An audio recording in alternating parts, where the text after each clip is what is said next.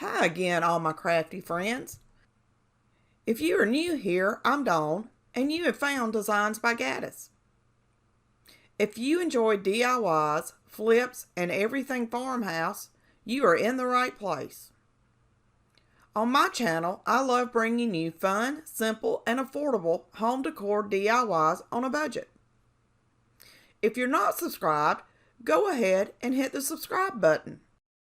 And if you like what you see, hit the bell notification and leave me a comment.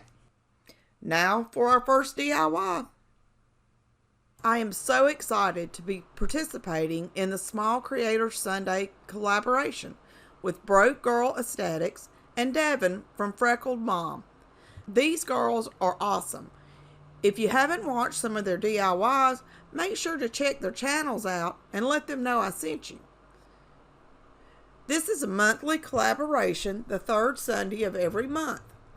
This collaboration is to help small creators like myself who have under 1,000 subscribers. You will find links to both Broke Girl and Freckled Mom, along with a link to this playlist in the description. Be sure to check all these amazing creators out for yourself. Now for DIY number 1. I found this old crusty looking window for $5 and just knew I had to have it.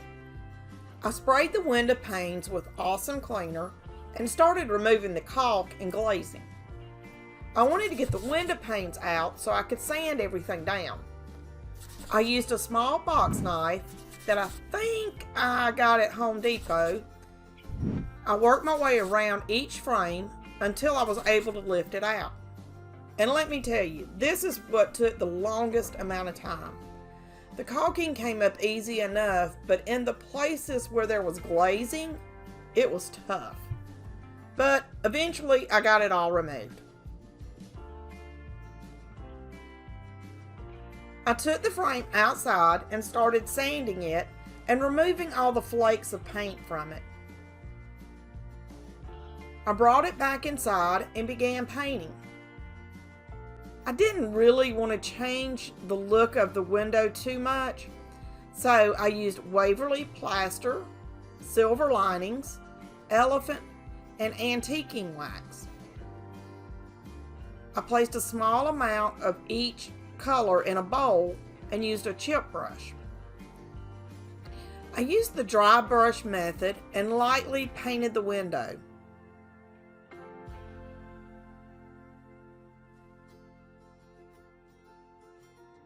The middle pieces of the frame were a little loose, so I just added some hot glue in the corners to hold it. I first tried removing the letters with the awesome cleaner, but that just wasn't working. I had some spray goo remover. I sprayed it on the window panes and used a kitchen scrubber to remove the letters from the panes. I sprayed it on each of the panes and let it sit for a few minutes. That actually made removing the letters a lot easier. I decided to try the goo remover on the caulking also. It made the caulking come up easy too. I had one pane that broke when I removed it. So all I did was tape it back together because I was going to spray paint the glass anyway.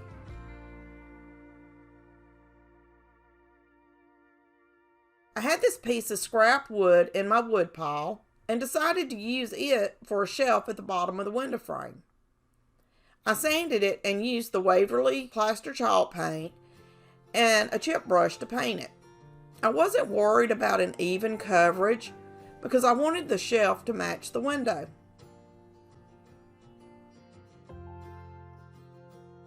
I used the same colors I had used on the window frame to antique the shelf also.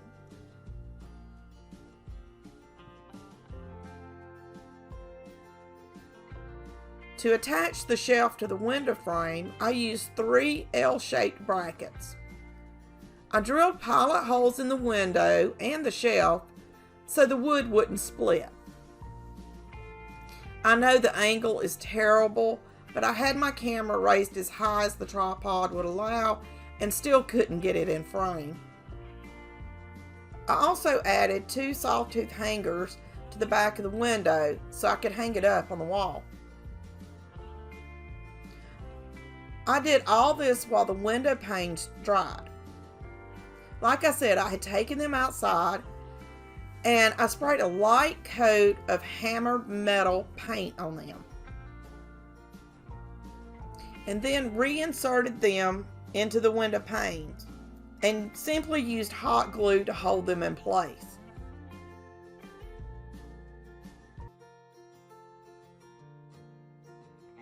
I added a strand of Dollar Tree LED lights to the wreath to help lighten up this corner of my living room. I think this project turned out amazing. And now for project number 2.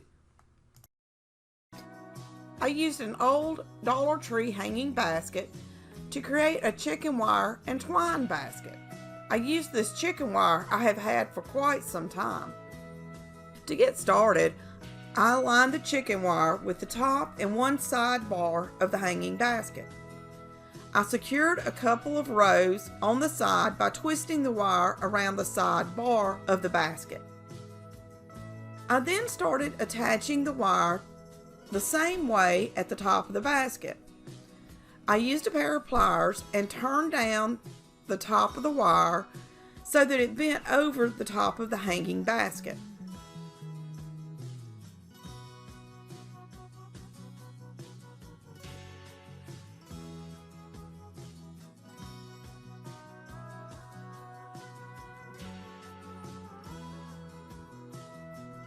I continued doing this around the top of the basket until I got to the end of the chicken wire.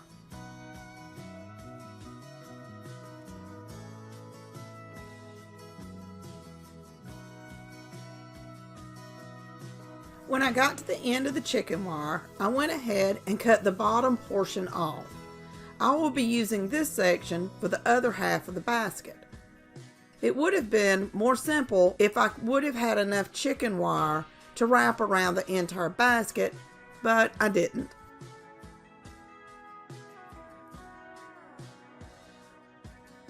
I wrapped the end of the wire I had cut to another sidebar on the hanging basket in the same manner. Now that I had the first section of the chicken wire attached to the top and sides of the hanging basket, I folded the ends of wire into the center circle at the bottom. This was to get them out of the way so I could attach the second part of the wire. I attached the second side of the basket the same way I did the first. Now that both of the sides were attached, I went around the bottom, bending the wire around the bar the same way I had around the top.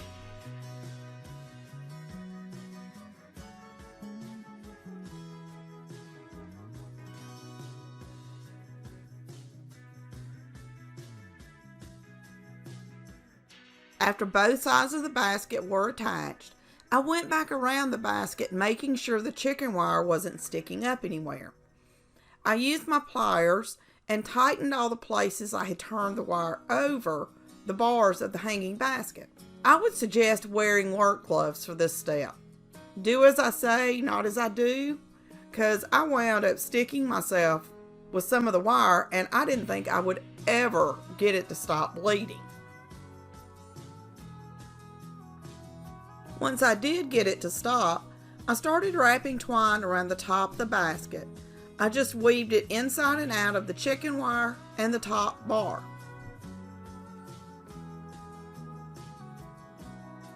For the bottom of the basket, I used these 2 round pieces of wood. I couldn't find the same size round pieces, so I glued the smaller one to the middle on the bottom side of the basket and the larger one on the top. I decided to stain the wood with antiquing wax, which I wish I would have done before gluing them down to the basket. Would have made it a lot easier. But I think this basket turned out so stinking cute, and I can use it for so many different things around my home.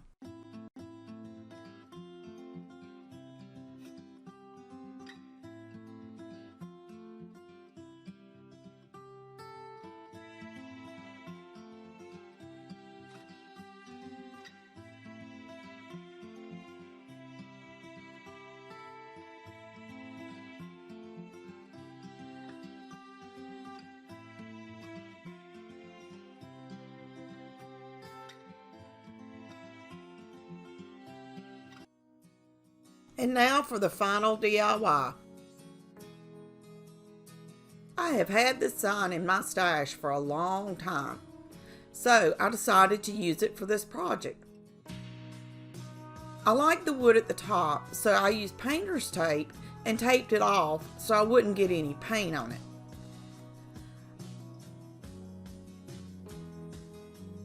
I first painted the picture with black acrylic paint.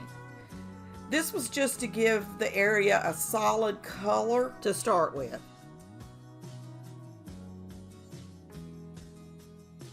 Next, I used 2 coats of Waverly Plaster Chalk Paint and used my hot air gun between coats. I held the air gun close so I could get a chippy looking texture. I used a pair of pliers to bend the bottle caps inward and place the bottle caps how I wanted them to go on the picture.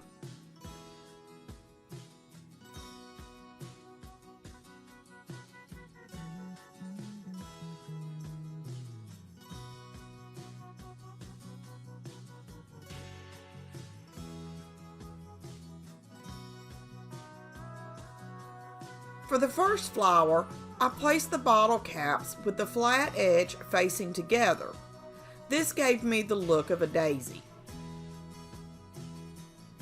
Once I had the first flower finished, I used the stem from a Dollar Tree metal flower. I had used the metal flower in a previous DIY, but hung onto the stem just in case I needed it. And this was the perfect time to use it. I decided how long it needed to be and used my wire cutters to bend the wire back and forth until it bent and broke. The wire was too large for my cutters to actually cut it. I then arranged the first flower on the picture and cut the remaining part of the wire down for the second flower. I really had to fight with this sucker, but I finally won the battle.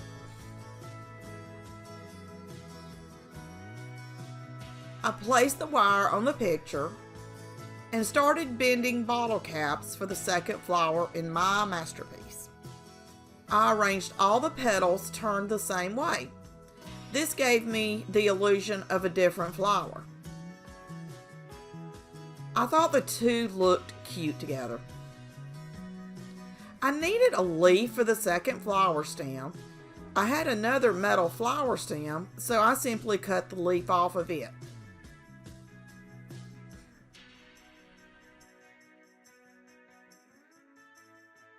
I decided to flatten the cap on the one flower for the middle of the flower. I used my pliers and pulled the cap out to flatten it.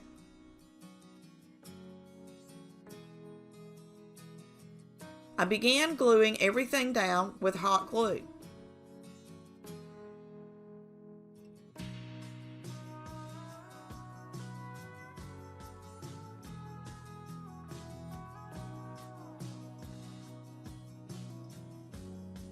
With the first flower in place, it was time to attach the second flower. I decided to not put a middle in the second flower. I started gluing the petals to the picture with all the edges going in the same direction, and then glued the stem and the leaf.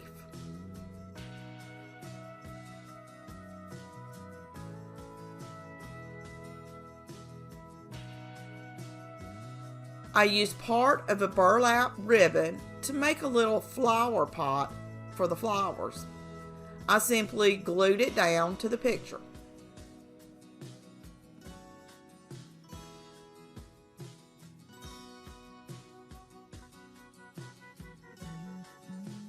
I used my Cricut and cut the words, "How Mom's Garden Grows," and placed them on the sign. I thought it was the perfect saying for this sign. The sign still needed something. I used a piece of twine and tied 2 small bows and attached them at the bottom of each flower.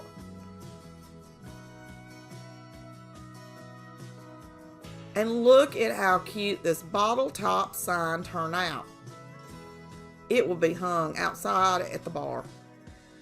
If you haven't already, go ahead and like this video and subscribe to my channel. I upload weekly home decor DIY videos, and you know you don't want to miss any of them. So go ahead and hit the bell notification so you'll be notified when I upload a new video. And as always, thanks for watching. Until next time, happy crafting!